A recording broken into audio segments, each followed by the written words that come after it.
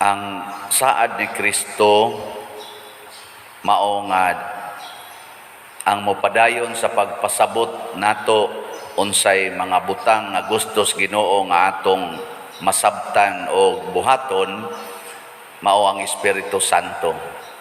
Mao nang gitawag ning Espiritu Santo sad og the teacher or atong kaalam. Niya kung kamao lang kitang maminaw sa Espiritu Santo, daghan kay tag makatunan, pero dili sukwahi sa gisulti nga original ni Kristo. Murabag sumpay ba? Sumpay siya.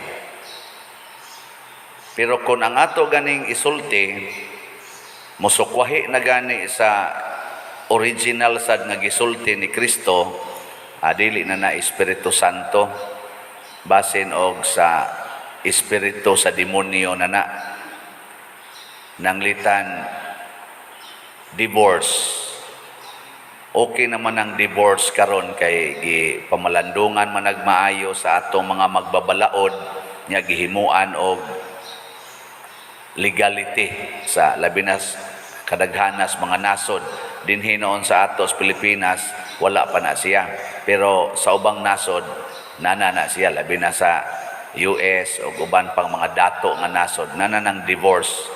Bisan mga Katoliko muabil ni ana gani naamang gani Katoliko dinhi moadtog laing nasod adto dito makig-divorce. Sa inyong paminaw, ang Espiritu Santo ba'y gatudlo ana? Siguro mo? Ako siguro gyud ko kay ningon mas Kristo nga itong ilang panahong conflict nila sa una gipangutanam sa mga Hudiyo, okay ra ba ang divorce? Mas Kristo unsa may gitudlo ni Moises? Kay si Moises may nagdaas balaod sa una. Ingon din sila, ingos Moises, okay ra ang divorce basta musuwat lang ang bana. Giingnan din Kristo nga mga gahi ang gumugulo mo nang gisunod na lang mo ni Moises. Pero sa sinugdanan, gibalik yung Kristo sa sinugdanan. Muna ang Espiritu Santo motudlo ni nato usahay murag bag-o pero daan di ay. Nya murag daan pero bag-o di ay. Muna ang wisdom of God is ever ancient, ever new. Muna iyang description, kanunay daan o kanunay bag-o. Kasabot mo na. Kanunay daan kay naana man na daan sa Ginoo. Gisulti naman aniya pila na katuig wa pa gani buhatan kalibutan. Naana na daan na kay na. Pero pirmi sang bag-o kay kitang mga tao kada adlaw kinahanglan taog renewal. Pagbag-o sa atong pagtuo mo bada na magsigitag simba, sigig simba, dili man ni sigig pangayo god. Unsa man ni siya? Nagkat-on ta. Nagkat-on. Kamong mga tiwasono na kayo. Ngano pagutaw mo simba mo? Og buot gyud naon nga wa naman gamay naman lamog kuwang. O say pasabutan na. Nagkat-on. Ang sa tilang giingon, knowledge has beginning but there is no end.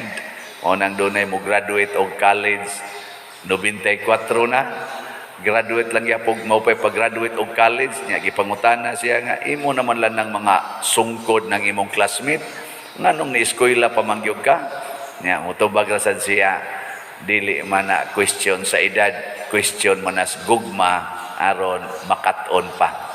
Ana na siya. So magkat-on kita nang litan dinhi sa atong kani bang atong parokya. Mangayo kita og lamdag sa Espiritu Santo. Padanglitan unsa may kalainan aning parokya og kadtong kapilya dias atbang sa una. Unsa may kalainan?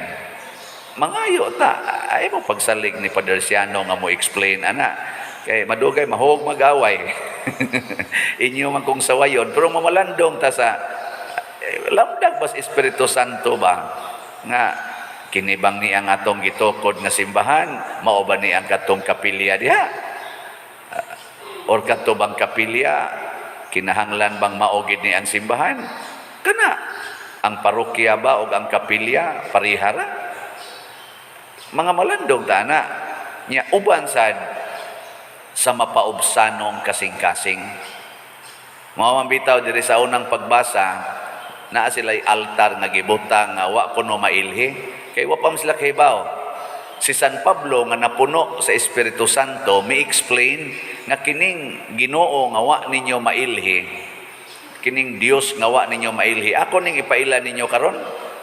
Pagpaila na niya, nyan hisgot na siyang pagkabanhaw niya kadtong mga tawhana, mga taga-Athens, mga philosophers man to, mga Greeks, wa man na sila mutuo ang pagkabanhaw.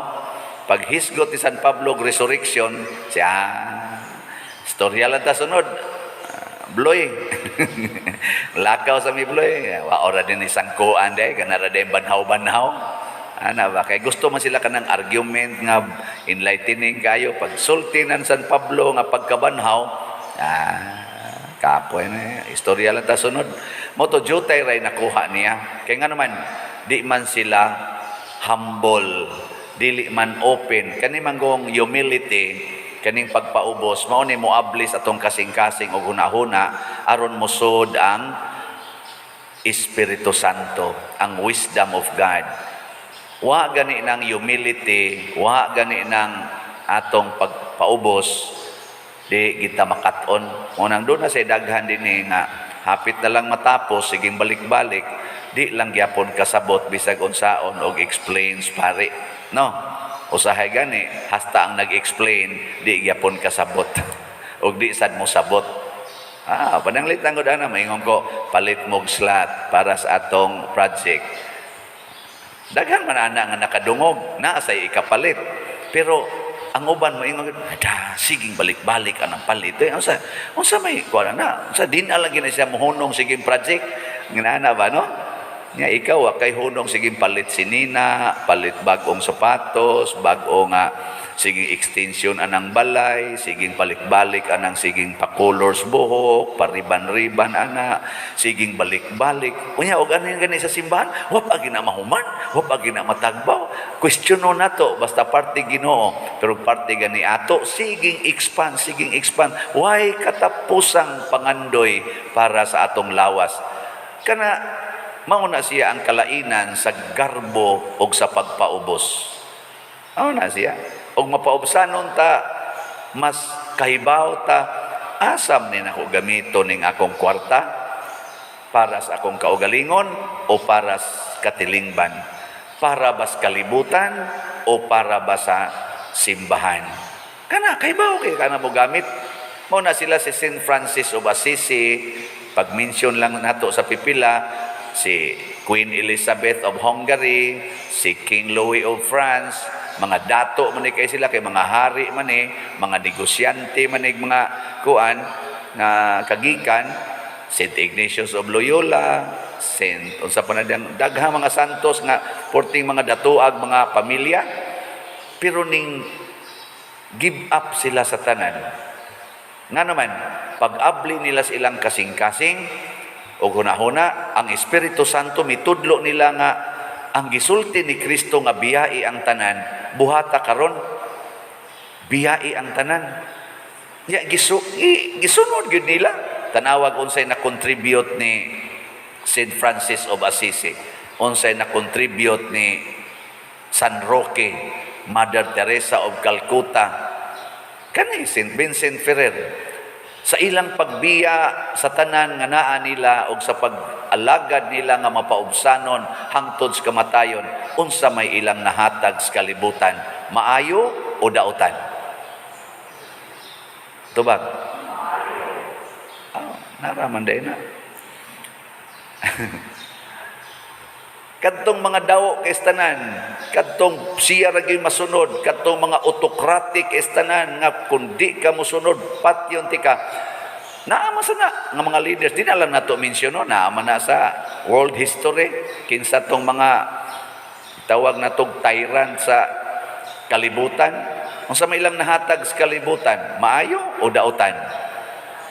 Kining gubat, mao ni ilang nabilin, kining gubat yun, gubat, kining kompetisyon sa gahom, kining pagsigig palabuanay o kinsay gitaas og ranggo, kinsay kinadatuan, nya kinsay kinaisugan, mao na ilang gibilin.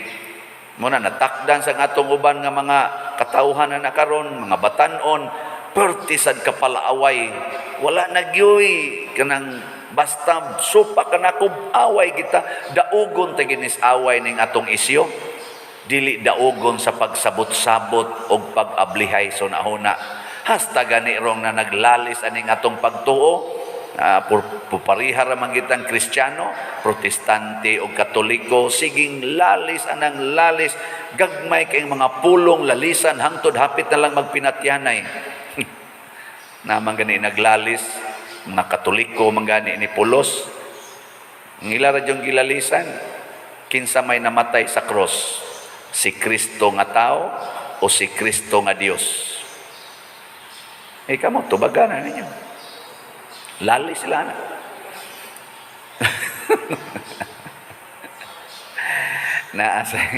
naasay ni Tix nago karon ning siya pader, ngano maning ang laing tinuhuan nga ang ilang 10 commandments lahi mas ato, lahi bag numbering bas ato.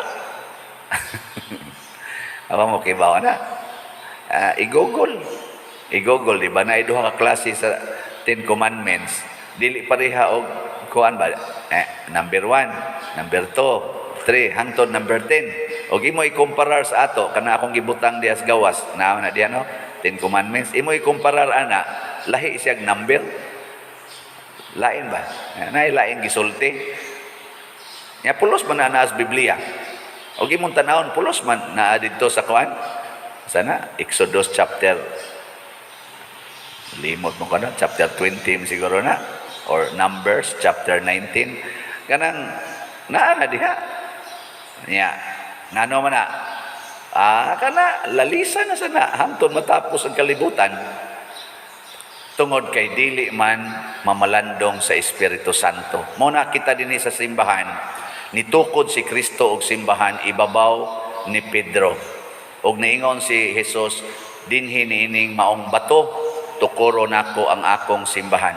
Ang imong idili dinhi sa yuta, idili sa didto sa langit. Og ang imong itugot dinhi sa yuta, itugot sad sa langit. Muna kita karon ato gining gisunod nga prinsipyo sa atong Catholic Church, kining simbahan maoy mo desisyon. Ug ang desisyon sa simbahan kanang gitawag natong ex cathedra, himuon natong doktrina. Kanang ex cathedra pasabot ana ang Santo Papa together with all the bishops mohimog usa ka desisyon aron mo create og doktrina. Niya inighimo ang nagdoktrina ato ng tuhuan nga lamdag ni sa Espiritu Santo. Usahay wa masuwat sa Biblia, pero wa sad mo supak sa Biblia, pero wa masuwat ang tanan. Kaya nga naman, matod pa ni Kristo, sigihan pagyud mo tudlo sa Espiritu Santo. Munang faithful gid ta sa atong simbahan, dili na to supak-supakon pagpamalandong sa kamatuoran nga maoy mo deklarar sa kamatuoran sa ato tong side simbahan nya karon kay ang simbahan mo ingon man pamalit mog slat dinhi ba part man ni sa simbahan, wa man mo ingon Father Siano politikog slat kay akong edit sa Madre, wa man awa di ba di gid mo kubit no murag mo taga Areopagos ba sa apo ulit tay ana. Pero naman sa pipila nga ni sunod ni San Pablo, basin pa ni adin hiron animbasad na as online sunod sa ni sila, sobra katunga ba ninyo, pero tanaw na kos yung mga naong mga buutan mamukayo, sige mo lang mo balik-balik diag palit, di lagi mo mahubsan. Ako sige sa kong palit, wa man sa kong mahubsi kada dupa kuliktar mangyapon, sige sa na kong palit dito. Kay nganoan, ni amang gani siging sod, di na hinong kung pagsigpagawa sa aning kwarta, pangtunol man lang, imo ni Father, asos, ipalit tayo na kong slat, nindot kayo. Diba? Muna siya ay beauty, lamdag sa Espiritu Santo. kini mo'y buhata. Inania pagamit ang imong lawas, inania pagamit ang imong kwarta, mangayo taglamdag sa Espiritu Santo, kay maunay iyang function sa atong kinabuhi. Ang paglamdag, unsay gusto sa Ginoo nga atong buhaton matag adlaw.